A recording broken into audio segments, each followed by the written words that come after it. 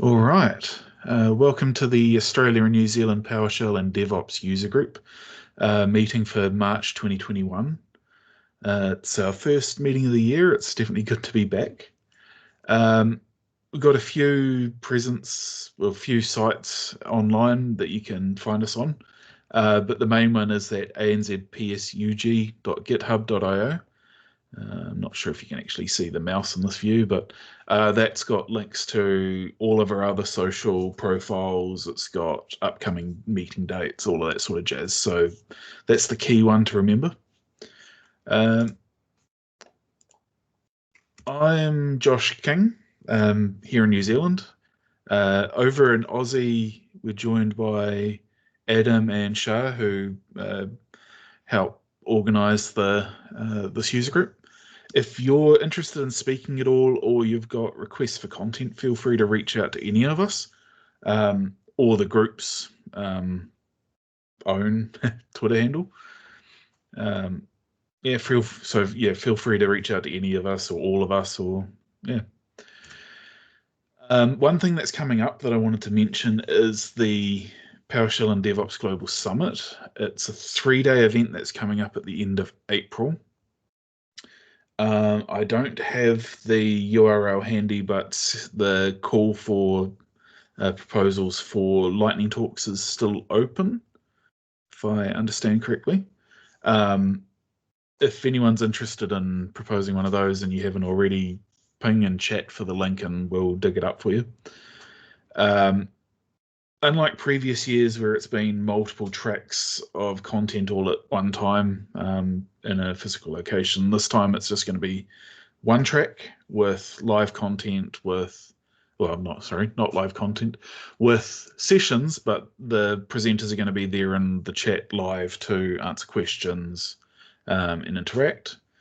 There is also going to be a bunch of video on demand content that you can watch anytime, including those lightning demos. You'll be able to network with a bunch of people from all over the world. The only thing to be aware of for us down here is it is assuming a American time zone for that live content. So for me, I've booked out 3 days that I'm going to be taking off and trying to get up early and enjoying the whole thing. But yeah, it's just something to be aware of. The tickets do cost $300 each. And when you're registering, you can order swag as well if you want, like t-shirts and bags and cups and stuff. I've got a bit.ly link down there. It's PSH Summit 2021. Takes you through the DevOps Collective's event page, which is cool. Tonight, though, we're joined by Michael, who's going to be myth-busting PowerShell Security. So if you want to take over sharing. Alrighty, yep. Let me just quickly go ahead and share content. I've got some slides. I'm going to try and keep this fairly short in terms of slides because no one likes to die from slides. So we're just going to kind of, we're going to have a bit of fun. All right, let me just quickly share my screen. Well, that's coming up, Michael. Do you mind questions while you're in the middle of it, or would you prefer they're held to the end? So I think what we can do is we can just hold questions till the very end, and then Perfect. we just go from there. Sure. Can you guys see the screen? Yeah. Can you guys see my shared screen? Yep. Okay, perfect. I'm on a really flaky connection here at the moment. I'm in a rental which is on 3G. So if it seems flaky, just please let me know. I'll stop and kind of rewind a bit and go back. Alrighty. I'm just going to quickly minimize the teams so I can kind of focus on the PowerPoint. So any chats, just throw them in the conversation, or we can also ask them at the end, and I will get to them at the end. Alrighty. So Mythbusters PowerShell Security Edition. Unfortunately, there's going to be no explosions, but there'll be plenty of demos. So, a little bit about me. I'm a Microsoft MVP. I work as a senior consultant at Instinct Technology. I specialize in WinOps automation, and I'm a PowerShell subject matter expert. Within PowerShell, REST is my bread and butter. So I do a lot of integrations within 365 and I'm mainly dealing with Graph and then obviously serverless technologies within Azure. I also like to, I'm also that kind of, I like to be known as that guy. So I love to push the boundaries of PowerShells to the limits to see what's possible. For instance, many years ago, I wrote a PowerShell aimbot for Battlefield 4. I wrote a remote HTTP PowerShell bot, a stock market web forum web scraper. I stream regularly. I'm the co-founder of the Brisbane PowerShell user group, which has now changed to the infrastructure and DevOps user group. An author, so author contributed editor for the PowerShell conference books, volumes 2 and volumes 3.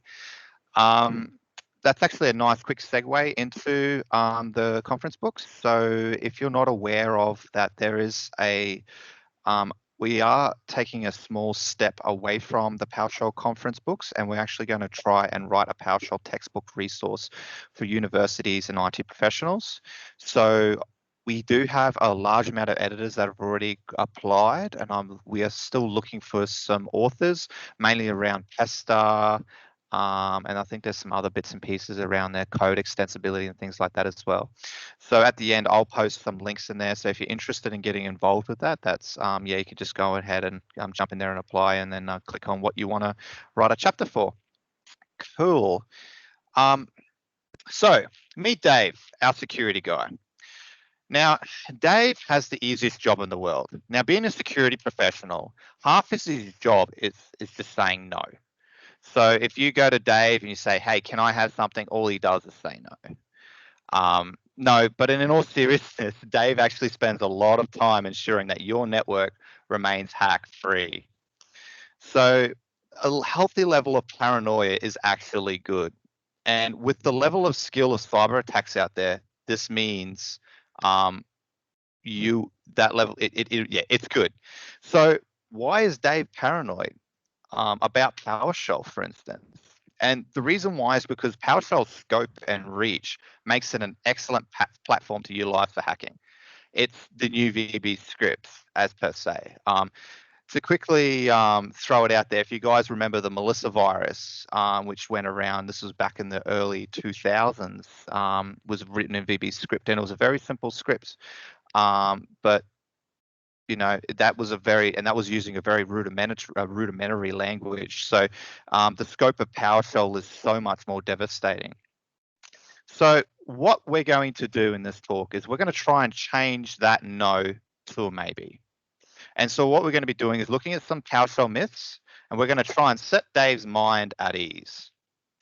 All right. So myth number 1, execution policy bypass.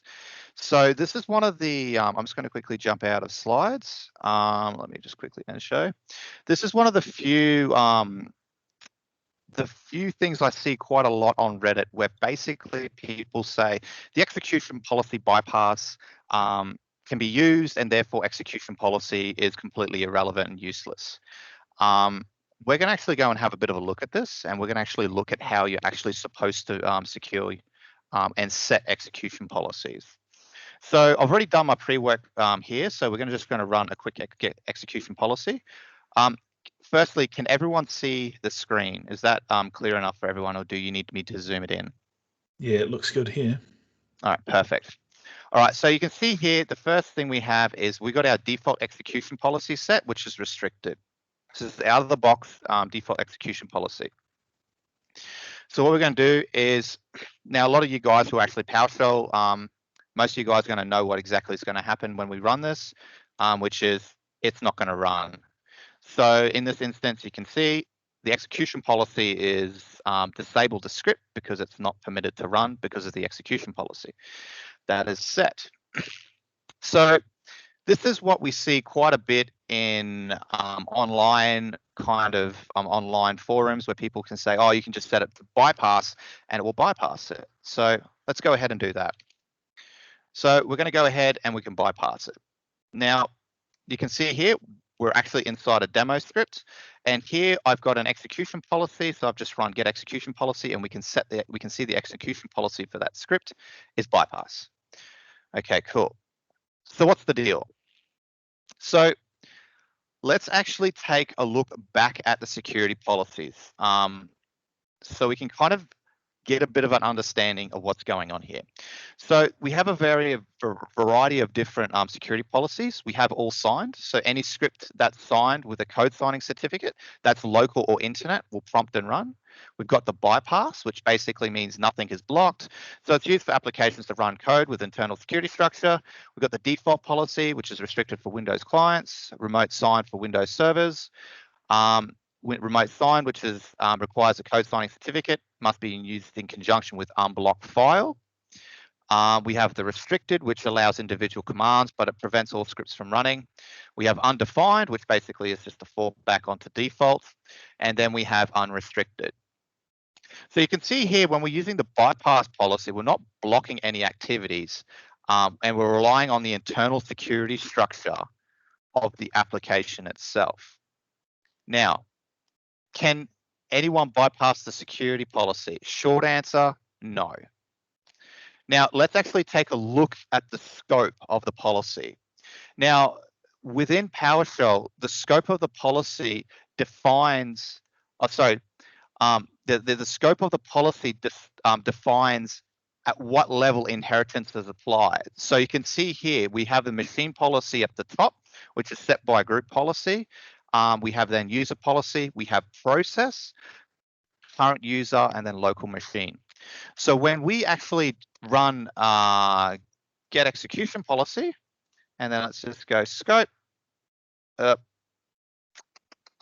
missing argument type. Okay, I think it's list scope. Here we go. You can see in here, we have a variety of different policies set. Now, does that mean we can set our policies? We can set better policies? Yes, we can set better policies. The key thing to understand here within our execution policy scope is that it's inherited. So machine policy GPO is the authoritative policy. Anything else that's basically set below it will inherit it by default. It doesn't matter what else or what is set. Group policy will overwrite the policy scope. So let's take a look at that. So I'm just going to jump in group policy here. This is on my wife's computer, so let's pray that this works. So we're just going to jump in computer configuration. We're going to jump in Windows components. Just going to expand this out. Windows settings. Where is it? No. Windows components. Then we're going to go Windows PowerShell. Windows PowerShell. And you can see on here we have turn on script execution. So let's go ahead, turn this on, and we're going to set, let's set allow only signed scripts. So now what we're going to do is we're going to fire up PowerShell as an admin, and we're just going to do a GP update. Just going to do a force. We're going to update our group policy. So now let's try run the same script. Now, actually, it says for me to open up command prompt. So let's do that. So now we're actually in command prompt. We're not in PowerShell. We're running inside a command prompt window. So let's go ahead and run PowerShell. That's the reason why, because I've actually got to give it the path. Let me just quickly grab the path.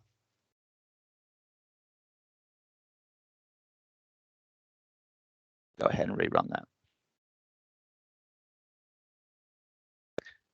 So first thing you can see here, we ran the same script. We've set our execution policy to be bypassed. However, because we've set the group policy is overwritten what the execution policy is because it's authoritative. Now, we can actually see that if we run this. Is it going to let me do it? Actually, I think I'm going to have to run it inside of here. Actually, no, we'll do it in here. It's not going to do it. Oh, But you can see here, let's just run get execution policy. You can see that the execution policy is all signed, and now let's list our scopes. And you can see that the machine policy is authoritative in this case. So first thing with execution policy bypass, busted. That is not the case. So the key thing to understand here is that if you want to secure using execution policies, turn on group policy, and then you won't have a problem. That's really the short TLDR. All right, so let's jump on to the next myth.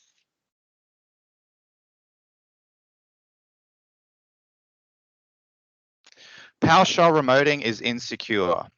This is a very big one that I usually see from various different areas within PowerShell. It's usually argued that it's the transport layer is insecure.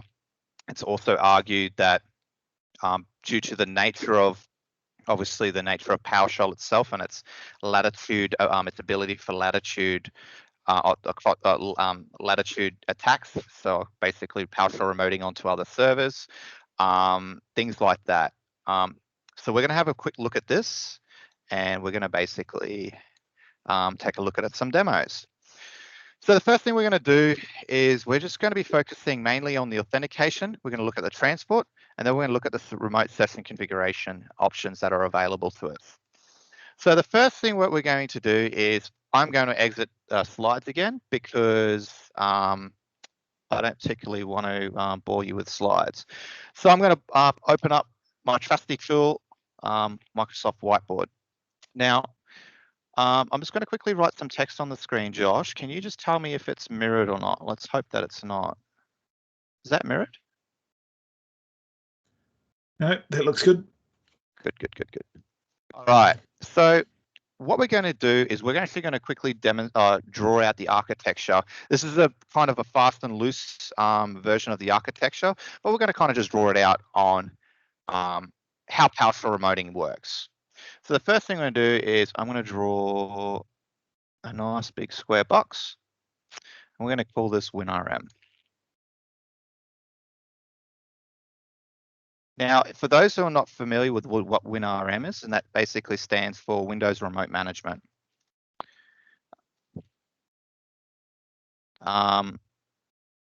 So now this WinRM utilizes the WS management protocol. So I'm just going to abbreviate that to WSMan, and it leverages SOAP for its communication as its transport. Actually, it uses HTTP SOAP. So we're just going to say HTTP, and then I'm just going to put a /s because you can run it on HTTPS. We're just going to say SOAP. It uses ports 5985 and 5986. 5985 is for HTTP, and 5986 is for HTTPS. All right. What I'm going to do is I'm just going to stick that right there. So the next thing we're going to talk about is PowerShell remoting. PowerShell remoting sits directly on top of Windows Remote Management. So I'm just going to quickly draw that up with an orange pen here. We'll just make this nice and red. So PowerShell remoting sits on top here. However, I'm going to kind of split this box into two, like so. The reason why I want to split this box into two is because I want to kind of talk about the process of how data is actually transmitted on the wire. So the first thing I want to quickly talk about, we're going to write here is I'm just going to call this the PowerShell session. The PowerShell session is your executable, and then we also have encryption. Now, the interesting thing here, and this is actually quite interesting, is PowerShell has different types of authentication mechanisms. We have the basic authentication mechanism, which is the username and passwords, which is passed over plain text. Now, the key thing to remember here, basic Exchange Online uses basic auth. Basic auth is nothing to be worried about. The reason why is because it's over HTTPS. If you look at REST-based services and things like that, they use token authentication, but they're still leveraging the basic authentication, which is using the authorization header within HTTP. So, within HTTPS. So it's not a bad thing. However, and I use the word however because the way that PowerShell remoting works is that the session itself, PowerShell remoting encrypts the session itself with the authentication mechanism. So in here, PowerShell remoting is actually going to do the encryption. It's Windows remote management does nothing. It effectively is just a transport layer. PowerShell remoting does all the heavy lifting here. Now, the interesting thing here is obviously we talk about all the different types of authentication methods. You've got CRED SSP. Obviously, there's a stigma about that, which is that it is actually passing your username and password to the remote server. So there is a bit of a, it's not considered best practice because of the fact that if the machine's compromised, the username and password can be retrieved. Then you have, for instance, digests, which the server sends data to the client about an authenticating service, such as a domain controller, and then the client authenticates with a digest token. Everyone knows Kerberos. You can obviously have the negotiate, so you can use Windows integrated authentication, and then finally you have certificate-based.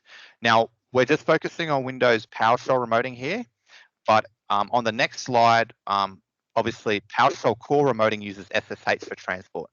So instead of actually using WinRM, you can literally just substitute this with SSH.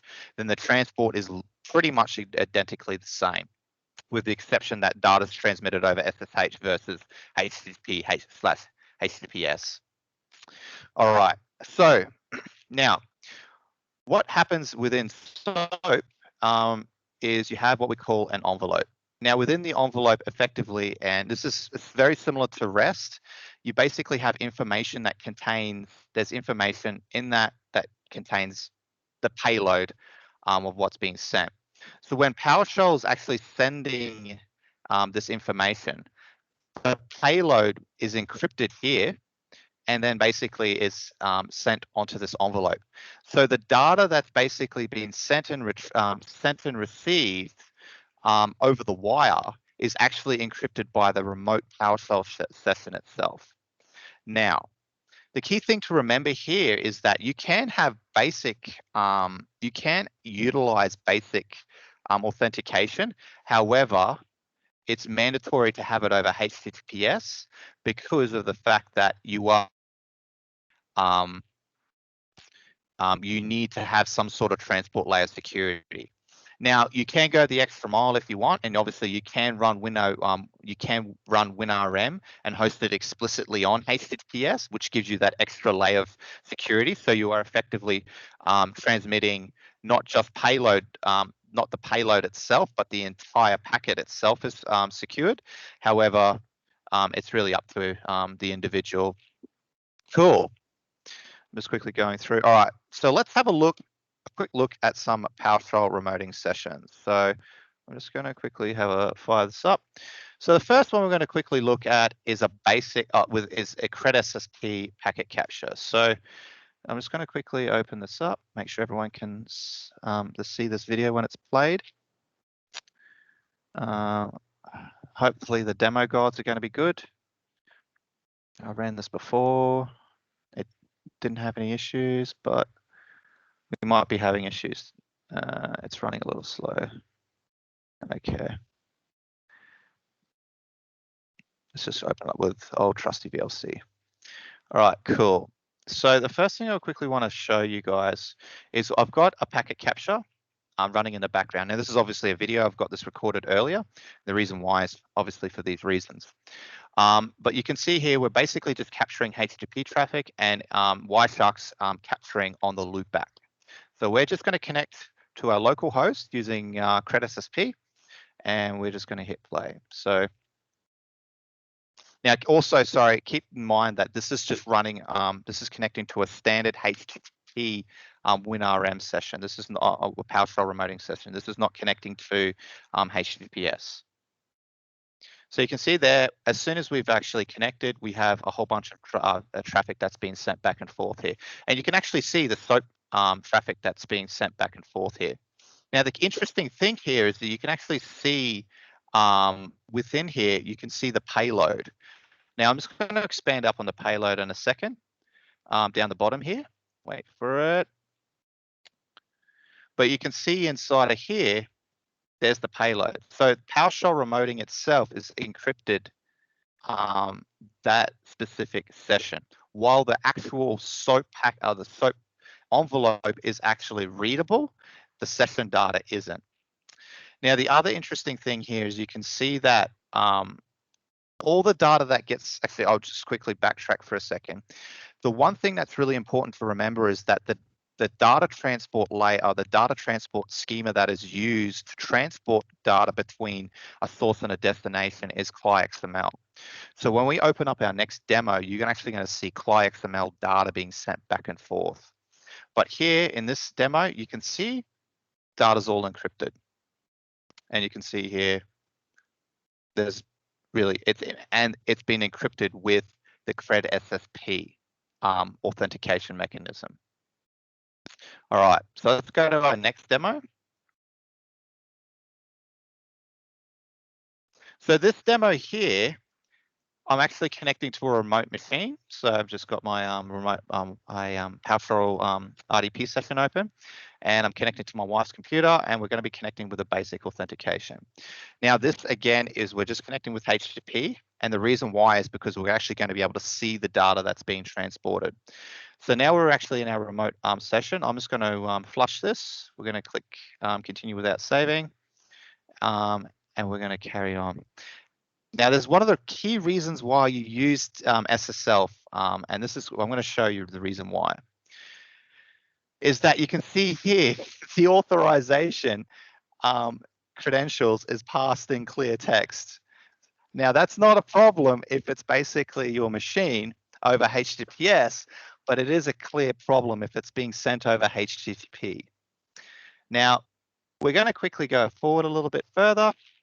And what we're going to do is we're actually going to see some of the data that's being sent back and forth.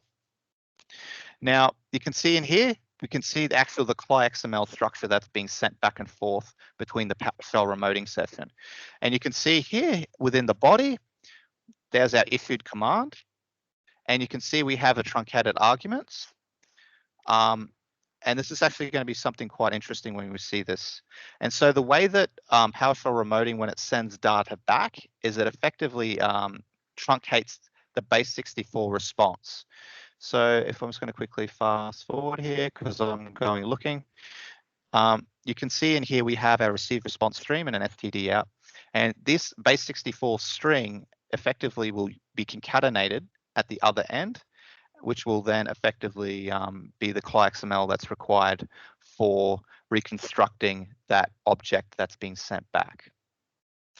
And which is, yeah, so that's pretty cool. So we can actually see the content that's being sent back and forth if we turn it off.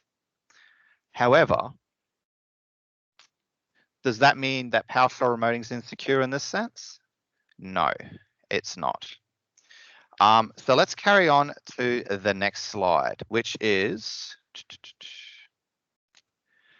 PowerShell core remoting, which we've just briefly talked about. So instead of using Windows remote management, it basically uses SSH. So privilege is the same, it still uses it, and it uses SSH for authentication as well. So that's actually one slight difference as well.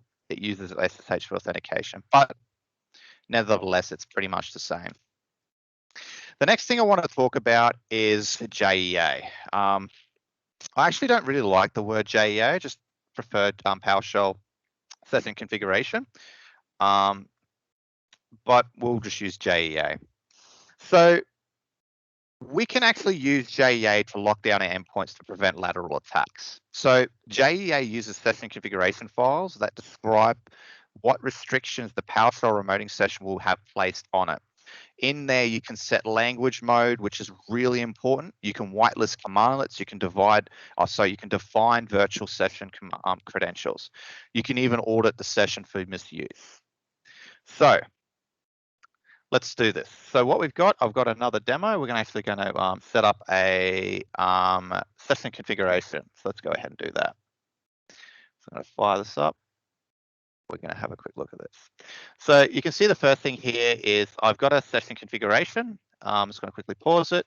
I think I'm going to make some changes quickly because we'll just see what happens here because I think I'm making some changes.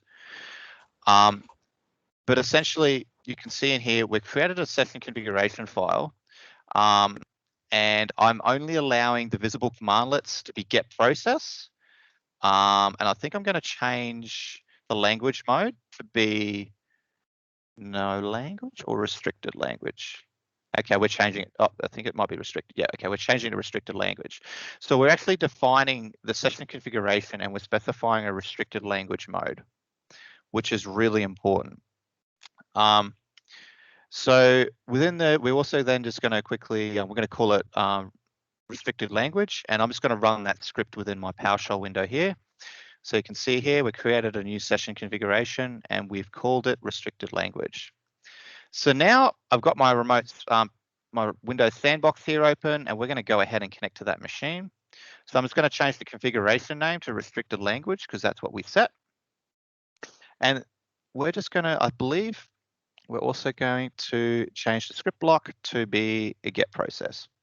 Now, the other thing that you want to note here is that we're using invoke command. Now, when you're using a restricted language mode within PowerShell, it's very difficult. It is possible, but it's very difficult to actually get the up an active PowerShell remoting window. So if you would actually go enter PS session, you do need to whitelist a lot of commandlets to get it to work. However, it's very handy. So restricted language is really handy for just your invoke commands. You're just your single commands that you need to run without having an active shell. So you can see here, we've just run get process. This is on my remote computer, on this computer. We're just using authentication basic because I needed to get it to work, but that's not the problem, or that's not what we're focusing on here. We're just going to focus on the actual configuration. So you can see here, we've returned all our commandlets. Fantastic. So what's going to happen now is if we change, and let's just put in a known variable, PS version table. And you can see here that it's immediately blocked. Fantastic. So then let's try and stick another commandlet. So let's use get child item. I'm just going to stick it to C drive, put a recurse on it, and you can see the same thing. Now, the interesting thing here is that it's not even recognized, it's not even loaded into PowerShell. So it's not even recognized, and that's very, very interesting because with the way that PowerShell loads it, it demonstrates that it effectively demonstrates that PowerShell is it's just not actually loading the commandlet at all. It's ignoring it because it's not within the whitelist. Okay, cool. All right, so that's that demo. Now, the next thing we want to quickly look at is transcription. So we actually had transcription turned on. So let's go back and take a quick look at it.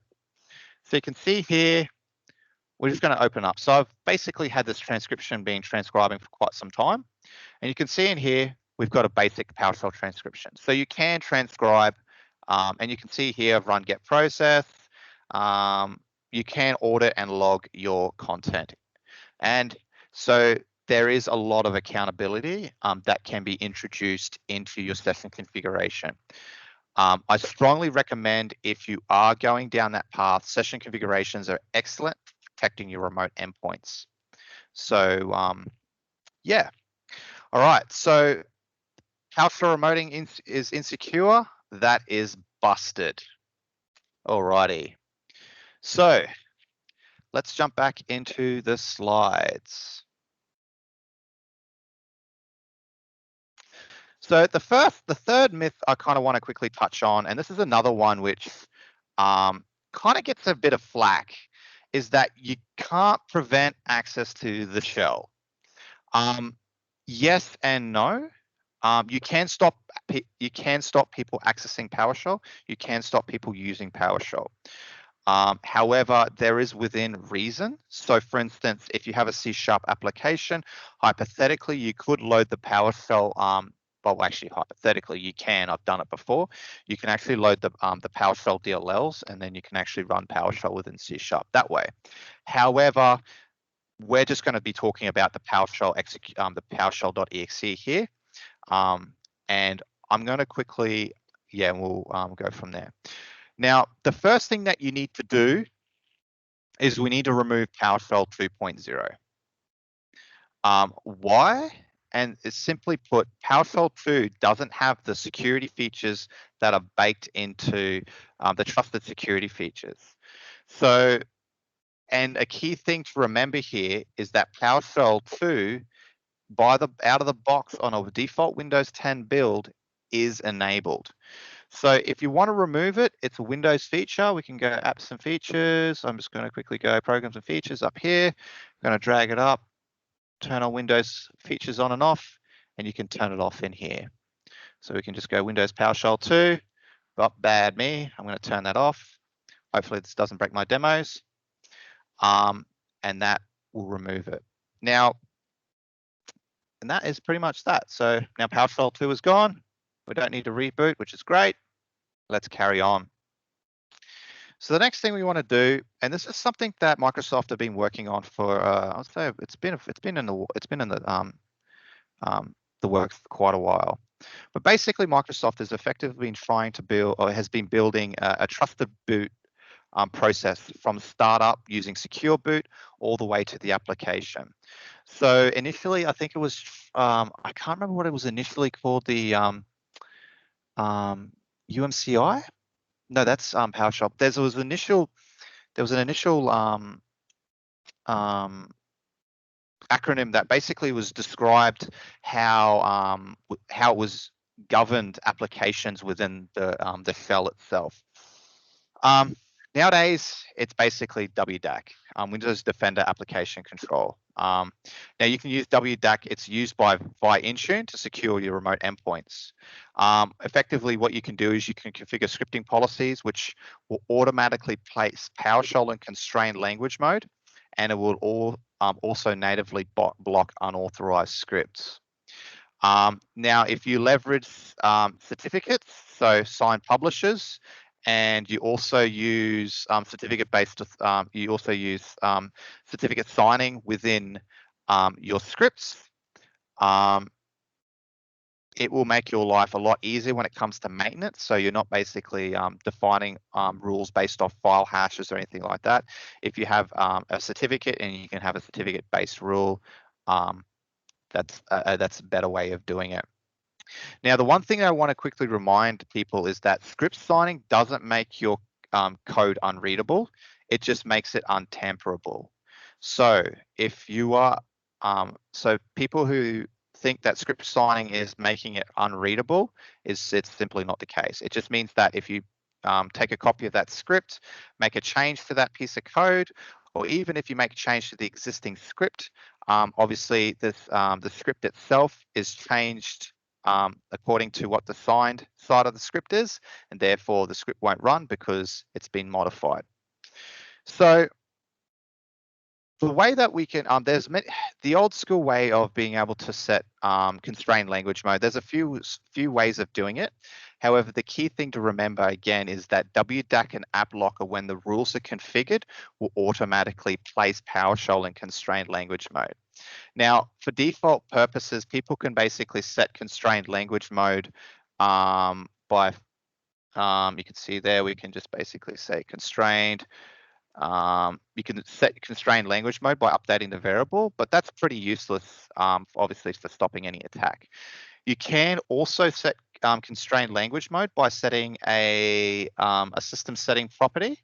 I can't remember what it is off the top of my head, but the problem with that is that it still is not really manageable because of the fact that it doesn't govern what can run in constrained language, or what users can run in constrained language mode and what can't. So admins will run in constrained language mode and users can't. So, sorry, everyone runs in language constrained mode. So, and that's where WDAC and App Locker policies are are beneficial, because at the end of the day, though, you can set constrained language mode for a specific user. All right, so let's actually jump into a test. So I'm just going to quickly log into my laptop,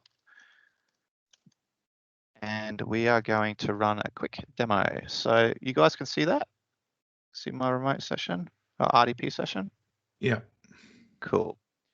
Alrighty, so first things first, what we're going to do is we're going to run a script. So let me just open up PowerShell, and we're just going to quickly, so everyone can have a quick look. We're going to set a constraint execution context, and you can see that we're in full language mode. Fantastic. All right, so what we're going to do now is we're going to set constrained language mode. So I've already set this up a little bit earlier, but I'm going to quickly go through with you guys on how to quickly set up app locker policies. Most of you guys should know how to do this, but we'll just quickly revisit it. So first thing we need to do is we need to make sure our service is started. So we're just going to quickly go services, make sure that's started just for the sake.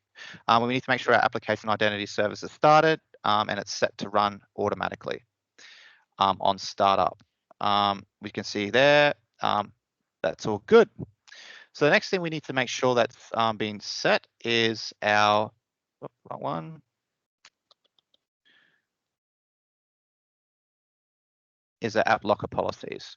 So I've just really hacked this. I've just basically added the default rules and I've set them to deny. So, and what I've done with an app locker here is we have our script rules configured, but I've just set it to audit only. Now, if I change that to enforce the rules, as you can see there, we're going to go ahead and update group policy. Should have done that on the local machine.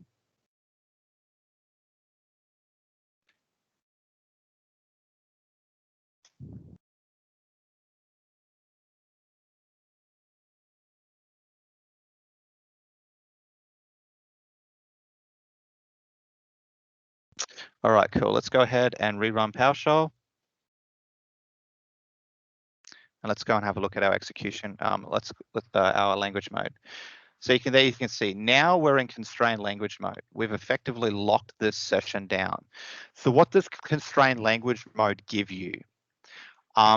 Effectively, constrained language mode blocks a lot of the advanced functionality of PowerShell. So the ability to be able to make .NET calls, the ability to load DLLs, things like that. So it blocks a lot of the advanced functionality of PowerShell. PowerShell will still run, so you can still run, you know, your standard processes. Sorry, I'm just going to disconnect this cable and I can actually have my keyboard. So you can run get process. You can still see those kinds of things run, but it's the advanced DLL stuff that gets blocked. Now, the reason why this is actually quite important was I actually saw a Reddit post, I think it was a couple of weeks ago, where a person actually had a PowerShell script come through his mail server through an email onto a client. So he reverse engineered the script. And the one thing that it was after having a bit of a read was it was attempting to inject code into a process using PowerShell. Fortunately, the staff member was lucky enough to actually, and observant enough to actually forward the email onto IT. However, let's say they didn't, and they had app lock policy rules set. Well, there wouldn't been any issue at all. The first reason why is simply because the script wouldn't be allowed to run. And the second reason is constrained mode would have blocked that action because it basically was trying to do an advanced .NET call. So let's try and run some scripts in advanced in constrained language mode. So now keep in mind, we have app locker policies enabled as well, and we are blocking all scripts. So if I go to demo, you can see in here, that is not my demos. I'm just going to go demo. Okay. Let me have a quick look in here. Demo.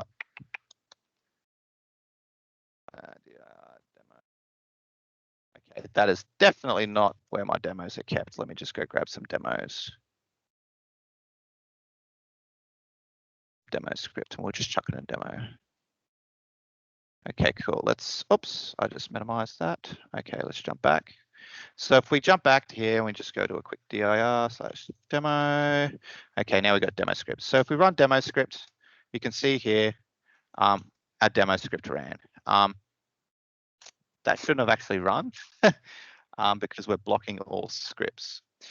But the thing is, at the end of the day, though, you can see that we're running within constrained language mode, and that effectively is an excellent measure to prevent access to the shell. Now, it's people can still launch the shell and do stuff with it within their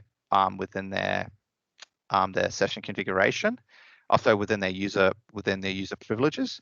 However, it's not something that they can go ham on you. So I'm going to call this one plausible. All right, so I'm just going to close this down, but before I might quickly just turn off block policy, because if I don't, I'm going to forget about it and all hell's going to break loose. All right, cool. All right, and I'll just update that policy. So the next one I want to quickly talk about is security through obscurity. These are kind of things that, a couple of things that I've seen out on with clients and out on the interwebs that people have done. And we're going to quickly briefly talk about a couple of them. So a couple of them, one of them is that I've seen a client block the PowerShell gallery by removing the gallery and deleting the modules on the machine. I've seen other people basically changing the default execution of PS1 files, so the old VB script trick. The key thing to take away here is that security, these means of security don't prevent the execution of code. They only prolong it. So let's use an example. So let's block the PowerShell gallery. But actually, we don't even need to block the PowerShell gallery. We don't even need to do that. What we're going to do is we're going to download a module from the PowerShell gallery without using ps-get. So what we're going to do is I'm going to open up a new private window. We're going to go to the PowerShell gallery. If I can actually spell. And let's just go Google and let's go next. Cool. So let's just grab. Let's grab networking. No, I don't want to grab a DSC. Let's just grab PS window update. All right, so you can see here we can download the raw the NuGet package file, but we're just going to chuck on the network. I'm going to go ahead and download that. We can see here. There's my URL. Let's go and get it.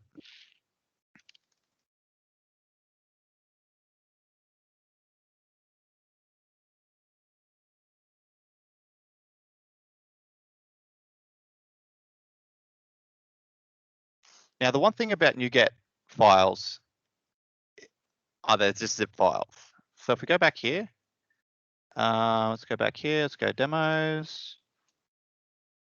Where would I download it? C demo. You can see in here, oops, let me just quickly update. You can see it here, we have psupdate.zip. So let's expand it.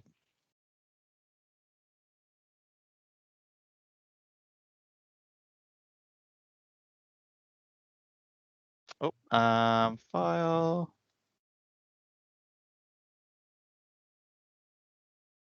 Let's go path. Let's go destination path. Let's just go C demo /meh. Go change directory meh. You can see we have a PSM1 file. That module. Okay, ExecutionPolicy's blocked it. But you guys get the gist. Effectively, if I change the execution policy, unrestricted, great, good to go. I can grab and fetch that module. That module is right there. It's a PSM1 file. There's nothing special about it. I don't need to use ps-get to actually go and fetch the module. You can go and grab it yourself.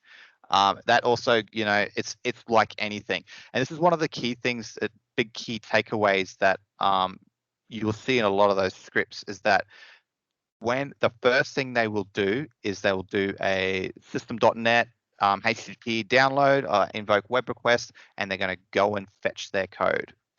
I'm just going to quickly jump back into our slides. So to quickly go back to myth number 4, which is security through obscurity. Unfortunately, that's a busted. All right, so finally, PowerShell is a security threat. There's no doubt about it, just because of the scope and the impact and its breadth of what it can touch and the damage it can do. However, it can be mitigated with good policy. So if you're going to secure your PowerShell environment, use policies that are defined by Microsoft that limit access to the shell. So that's things like using session configuration files, by actually configuring Windows remote management correctly, by having WDAC or app locker. You can even have software restriction policies defined to prevent access to scripts, and also to actually set execution policies correctly as well. Very simple to do, and it will close a lot of loopholes. So what we looked at was execution policies. That was busted. PowerShell remoting, busted. Shell access is plausible because constrained language mode is the only language mode that it can run. You can't set no language mode within the active PowerShell console. And security through obscurity, busted. So did we get that maybe? Well, I think so. So let's jump into some questions.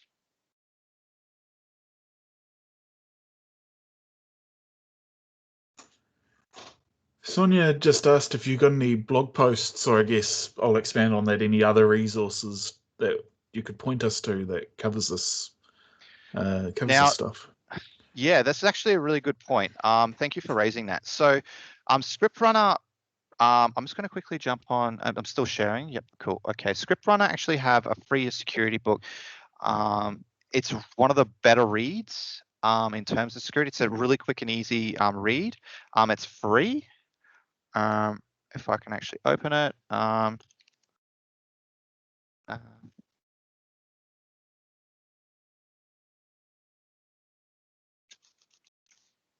Just quickly Google it. Here we go. I posted it up on Reddit. So if you can head over to, I'll just quickly post the this into the chat quickly.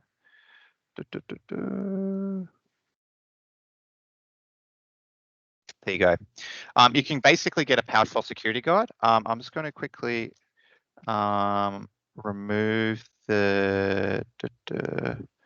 Just going to quickly spotlight myself, and I'm just quickly going to remove my blur if possible. They also have books, so if you contact Haiku, you can definitely get books. Oh, here we go. Oh, did I have? Okay, cool. So you can see here I have a PowerShell security book. It's not that big, so this is it's basically the physical representation of that book. It's completely free. It basically goes through a lot of this kind of stuff. It looks at a lot of the all the different features that are basically Windows features that are available to be able to actually secure your PowerShell sessions.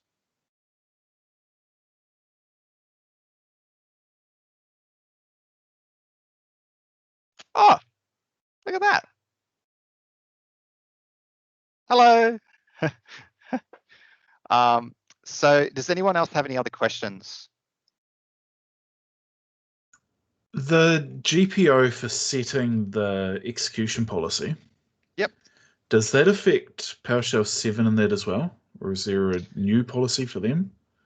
It also affects PowerShell core, so it inherits. Awesome. I don't. Actually, I'll just quickly check that, make sure. Also have a PowerShell core. Vision. Cool. I don't think we had any other questions queued up, but if anyone's got some more now. Actually, no, it doesn't. I'm just looking at it right now.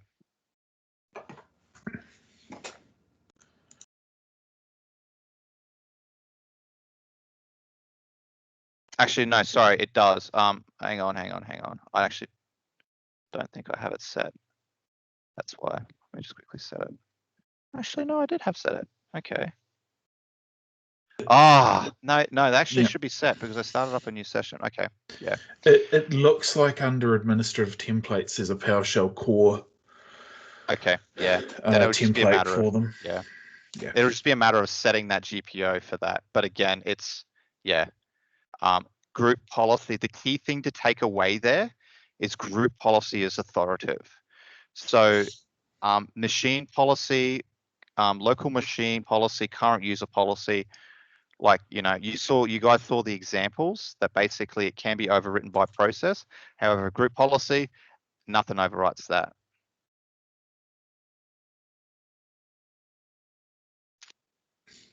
Awesome. Cool. I think if that's it, I'm going to pop the slides up on my GitHub. So if you want to, I'm going to probably do it tomorrow. So if you head back, I'll just quickly check on that. If you head over to GitHub, Zanatta Michael PowerShell, you can go and grab the slides there and have awesome. a brief look. I'll also include the videos and the demos, provided that they're not too big. How big are they? Yeah, that'll fit. That's fine. They're not big at all. So you guys can have a gander. So that's it for me. I'm just going to you can take control back. Awesome. Well, let me guess I'll turn this on. Thanks for that, Michael. I picked up a few things myself there that I didn't realize. That was cool. Really awesome. Sweet. And yeah, plenty of thanks coming through the chat. So yeah, thanks again for talking. This recording will go up on YouTube sometime in the next couple of days. So yeah, check out our YouTube channel, I guess. Thanks again.